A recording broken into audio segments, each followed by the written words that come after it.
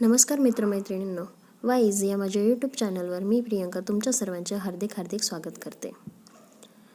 इयत्ता 10वी अक्षर भारती या पाठ्यपुस्तकातील आपण आज रंग साहित्याचे हा 10वा पाठ बघणार आहोत. जरीही मागच्या वर्षी हा पाठ अभ्यासक्रमामध्ये नव्हता, तरीही यापुढे तो कधीही असू शकतो. त्या कारणाने या पाठावर हा व्हिडिओ बनवण्यात आलेला आहे. चला तर बघूया की तुमच्या ज्ञानामध्ये आणखीन भर पाडण्यासाठी हा पाठ तुम्हाला कसा मदतशीर होईल ते. पाठ परिचय असा आहे: आपले विचार, भावभावना योग्य प्रकारे आणि प्रभावीपणे मांडायचे असतील तर भाषेवर प्रभुत्व हवे. मराठी भाषा विविध साहित्य प्रकारांनी समृद्ध आहे.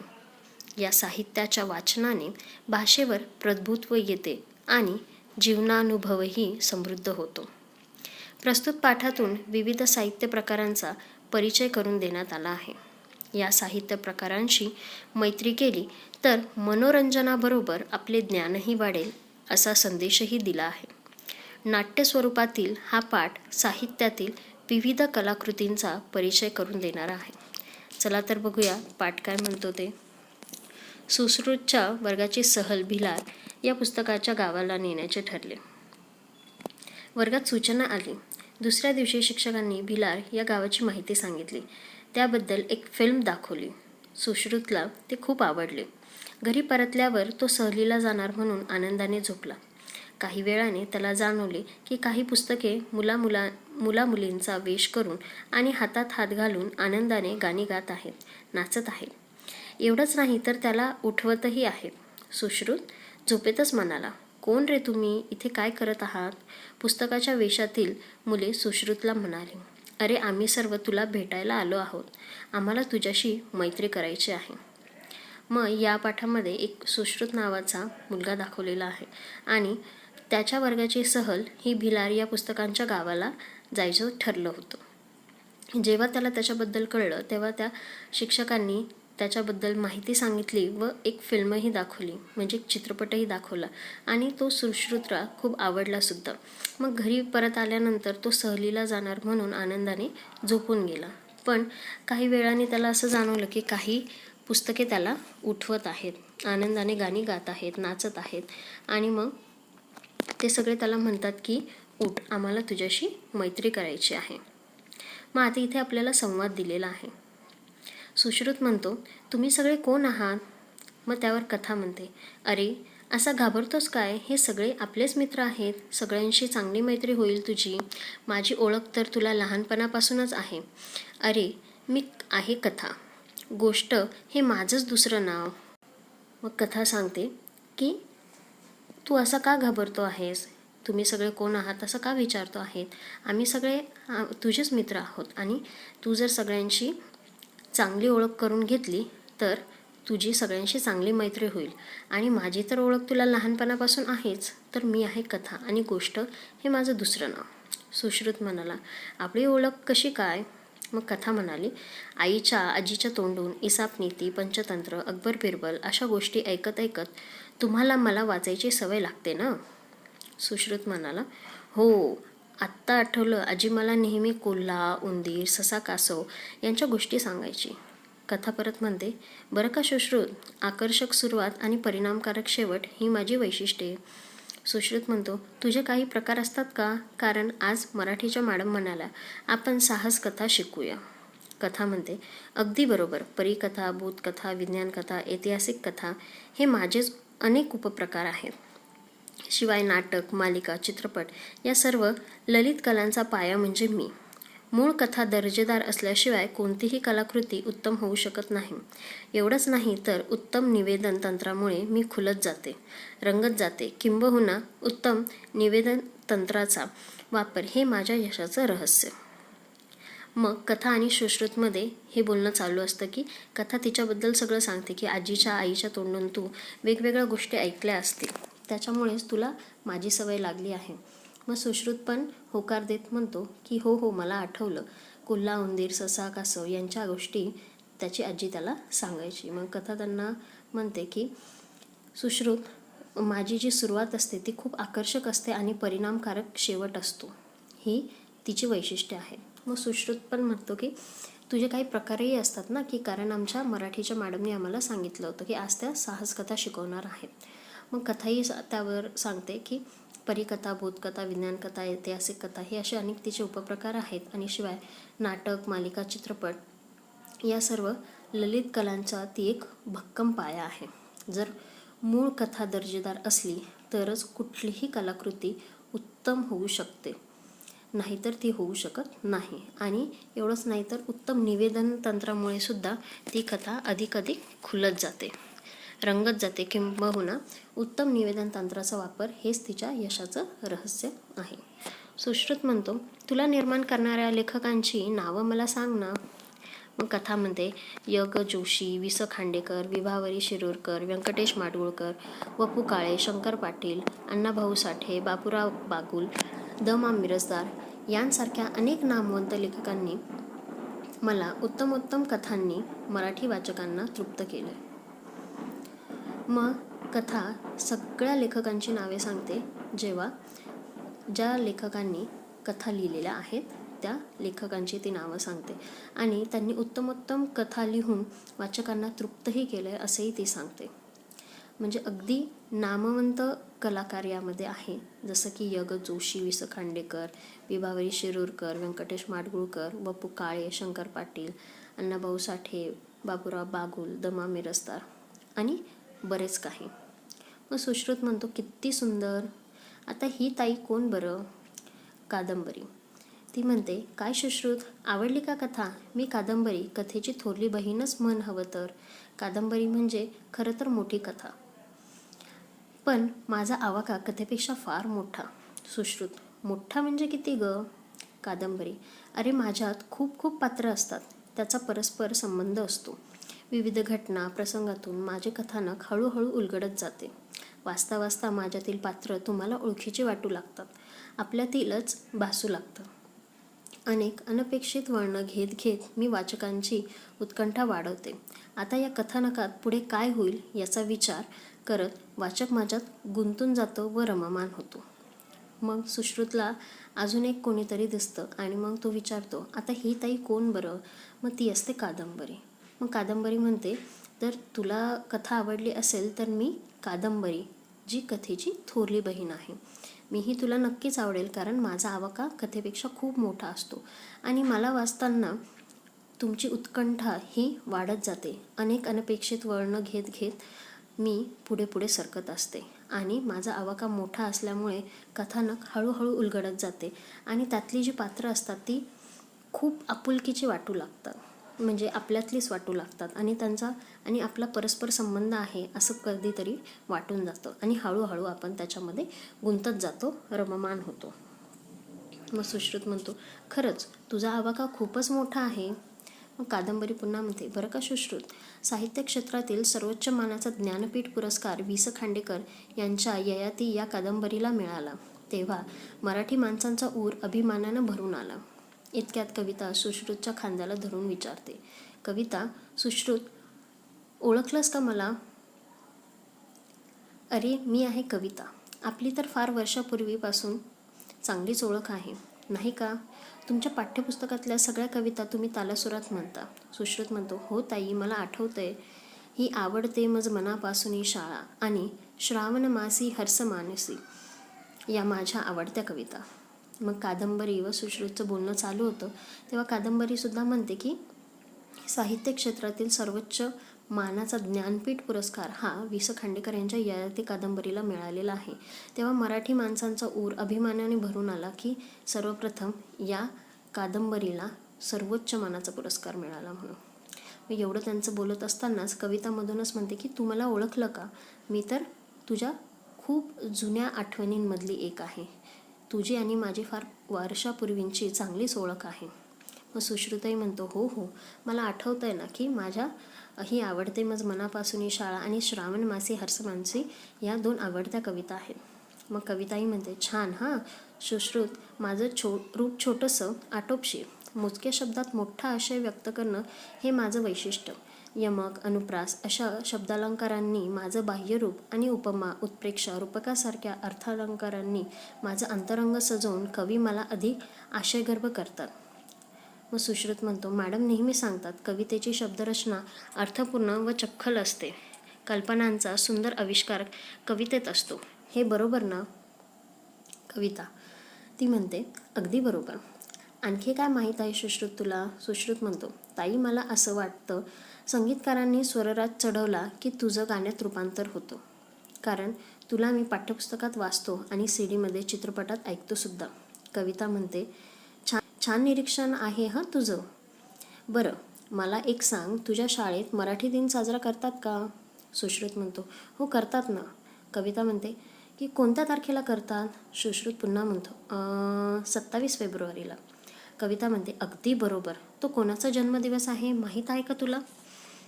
मग सुश्रुत म्हणतो, नाही गं. मग आता कविता आणि सुश्रुतमध्ये बोलणं होतं की कविता म्हणते की माझं खूप छोटंसं रूप आहे, आटोपशीर आहे. म्हणजे नेमक्या मोजक्या शब्दामध्येच मोठा आशय व्यक्त करणं हेच माझं वैशिष्ट्य आहे. आणि विविध अलंकारांनी मला सजवून हे सगळ्यांपुढे सांगितलं जातं किंवा माझी शब्दरचना केली जाते. त्यामुळे माझा आशयगर्भ अधिकच सगळ्यांना आवडत असतो. मग सुश्रुत म्हणतो की कवितेची शब्दरचना अर्थपूर्ण आणि चपखल असते आणि कल्पनांचा सुंदर आविष्कार आपल्याला कवितेत बघायला भेटतो, असं त्यांच्या मॅडम नेहमी सांगतात. मग कविता म्हणते, जर तुला एवढं सगळं माहिती आहे, मग अजून तुला काय काय माहिती आहे? मग तेव्हा सुश्रुत म्हणतो की संगीतकारांनी जर स्वरराज चढवला म्हणजे त्या कवितेचं गाण्यात जर रूपांतर केलं तर त्याचं गाणंही होऊ शकतं आणि आम्ही तुला मग CD मध्ये आणि चित्रपटात ऐकूसुद्धा शकतो. मग कवितेला हे ऐकून छान वाटतं आणि कविता म्हणते की तुझं निरीक्षण खूपच छान आहे. मग ती विचारते एक प्रश्न सुश्रुतला की तुमच्या शाळेमध्ये मराठी दिन कधी साजरा करतात? तेव्हा सुश्रुत सांगतो की 27 फेब्रुवारीला. पण कविता पुन्हा विचारते की हा कोणाचा जन्मदिवस आहे, ते तुला माहिती आहे का? सुश्रुत म्हणतो नाही.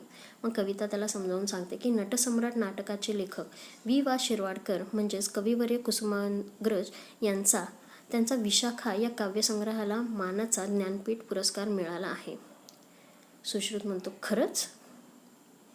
कविता म्हणते, कुसुमाग्रजांबरोबर केशवसूत, बालकवी बा. भ. बोरकर, बासी मर्डेकर, शांता शेळके, इंदिरा संत, सुरेश भट, नामदेव ढसाळ, नारायण सुर्वे अशा अनेक कवींनी मला आपल्या प्रतिभेने सजवले.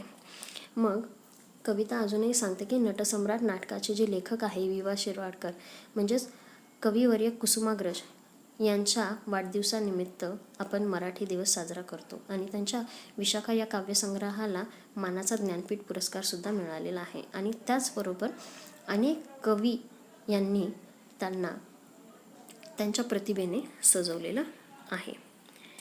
मग संत काव्यापासून पंतकाव्य, मध्ययुगीन काव्य, शाहिरी काव्य अशी वळणी घेत आधुनिक काळात मी मुक्तछंदाचे रूप धारण केले आहे, अशी कविता सांगते. कवितेचे बोलणे होताच नाटक विचारतो, होय सुश्रुत, ओळखलंस का मला? सुश्रुत म्हणतो, तू कोण आहेस रे? नाटक म्हणतो, माझ्याकडे बघ म्हणजे तुला कळेल. सुश्रुत, अरे नाटक दादा तू? नाटक, पात्ररचना, चुरचुरीत संवाद आणि नाट्यमय घटना प्रसंग यामुळे मी मराठी माणसाच्या हृदयात अढळ स्थान मी प्राप्त करतो. तुला माहीत आहे, माझं रंगमंचावर सादरीकरण होणार आहे याचे भान ठेवूनच नाटककार माझी मांडणी करतो.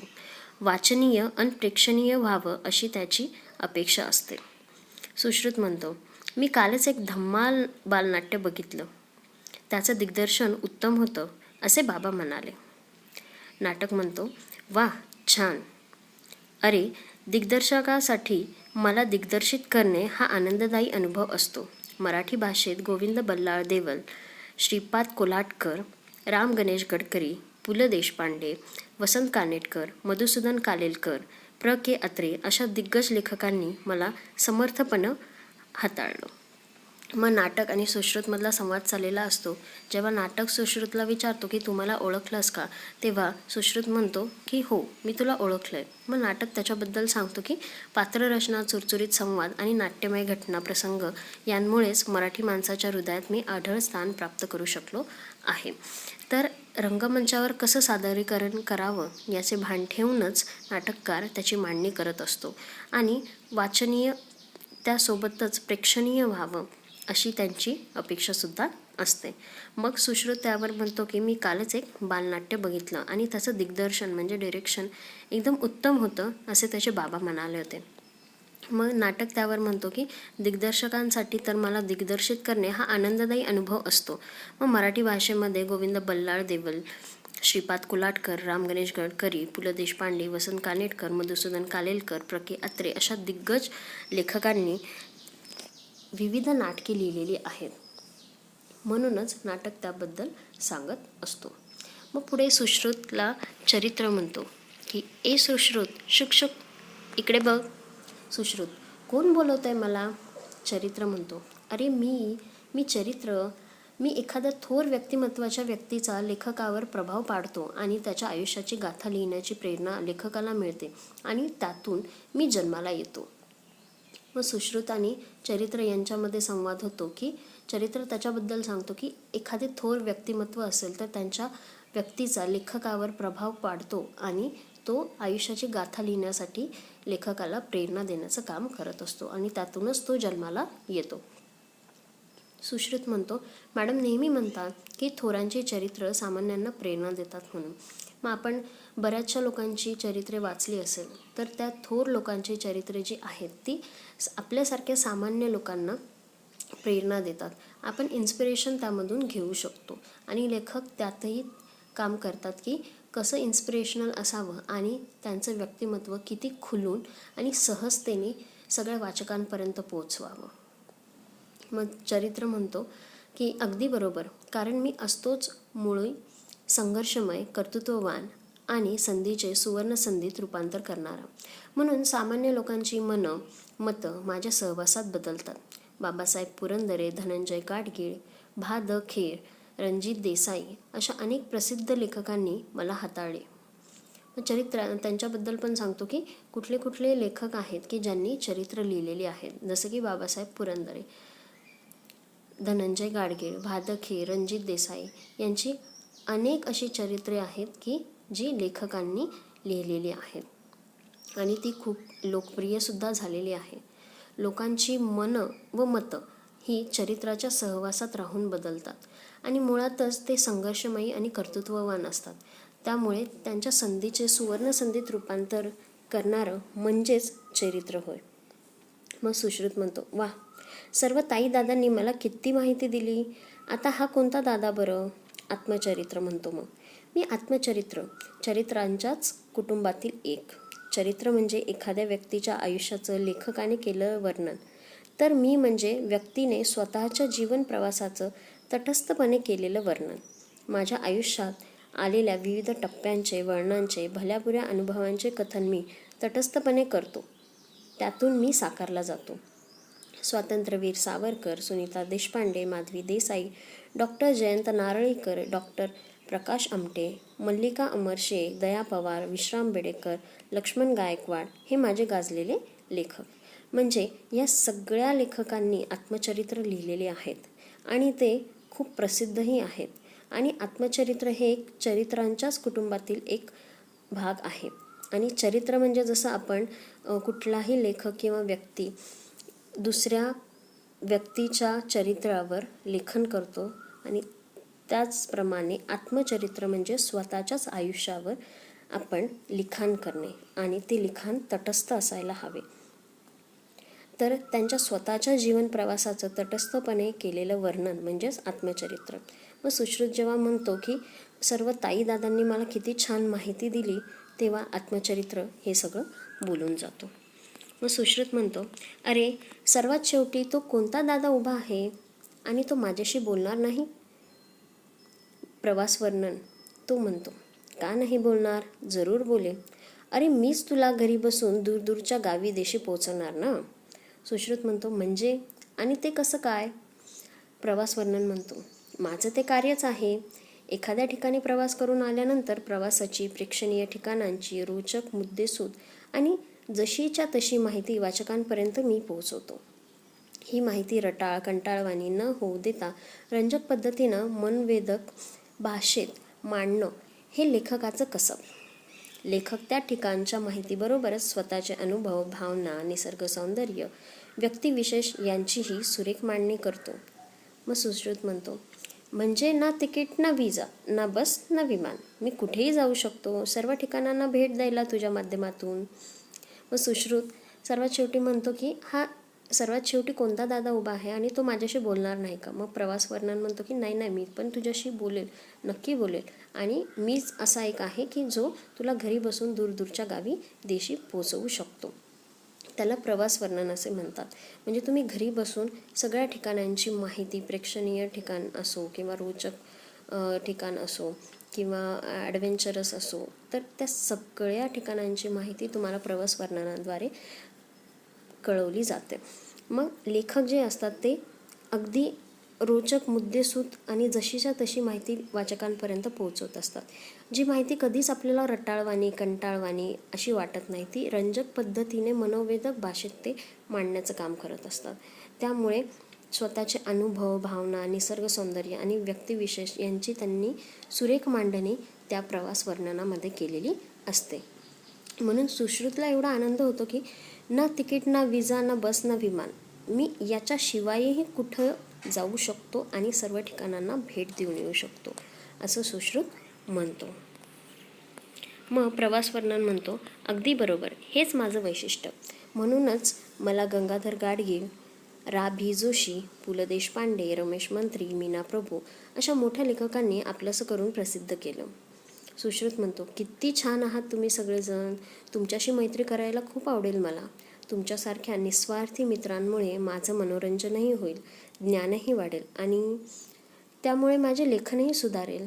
सगळे म्हणतात, आणि सगळ्यात महत्त्वाचं म्हणजे आम्ही तुला कधीच सोडून जाणार नाही. पुस्तके सगळे म्हणतात आणि सगळे गातात. साहित्याचे रंग विविध हे, भुलविती साऱ्या रसिकजना, इंद्रधनू ते सप्तरंगी जसे, सुशोभित करते गगना. धन्य आमची माय मराठी, धन्य साहित्य संपदा, वाचो आनंदे लिहू नेमाने, वाङ्मय रसात नाहू सदा, वाङ्मय रसात नाहू सदा, वाङ्मय रसात नाहू सदा. मग सगळी पुस्तके शेवटी हे गाणं म्हणतात आणि प्रवास वर्णन त्याचे वैशिष्ट्य सांगून विविध लेखकांचेही नावं सांगतो की जसं की गंगाधर गाडगीळ, रा भी जोशी, पु ल देशपांडे, रमेश मंत्री, मीना प्रभू अशा लेखकांनी त्याला मोठं केलेलं आहे. आणि जेव्हा हे सगळं सांगतात तेव्हा सुश्रुतला एवढी मजा येते, तो एवढा आनंदात असतो की तो म्हणतो की मला तुमच्या सगळ्यांशी मैत्री करायला नक्कीच आवडेल आणि तुमच्या या सर्व निस्वार्थी भावनांमुळे तुम्ही माझे मित्रही होणार आणि माझं मनोरंजनही होणार, माझ्या ज्ञानामध्ये तेवढा भरही पडेल आणि माझे लेखनही सुधारेल. आणि एवढं सगळं म्हटल्यानंतर सगळे त्याला म्हणतात की सगळ्यात महत्त्वाचं म्हणजे आम्ही तुला कधी सोडून जाणार नाही. पुस्तक ही अशी एक गोष्ट आहे की जी तुम्हाला कायम साथ देते, ती कधीही तुम्हाला कुठेही सोडून जाऊ शकत नाही, ती व्यक्तिपरत्वे बदलत नाही. पुस्तकांना जर आपल्या जीवनात महत्त्वाचं स्थान दिलं तर आपण ह्या गोष्टी अंमलात आणू शकतो आणि आपल्या ज्ञानात भर पाडू शकतो. तर हा पाठ तुम्हाला कसा वाटला याबद्दल मला कमेंटमध्ये नक्की कळवा. पुढच्या व्हिडिओमध्ये तुम्हाला कुठला चॅप्टर बघायचा आहे, कुठला पाठ बघायचा आहे किंवा कविता बघायची आहे हे कळवायला कमेंटमध्ये विसरू नका आणि तुमच्या मित्रमैत्रिणींसोबत नक्की शेअर करा. माझ्या चॅनलला सबस्क्राईब करा. तोपर्यंत मी तुमची रजा घेते. धन्यवाद.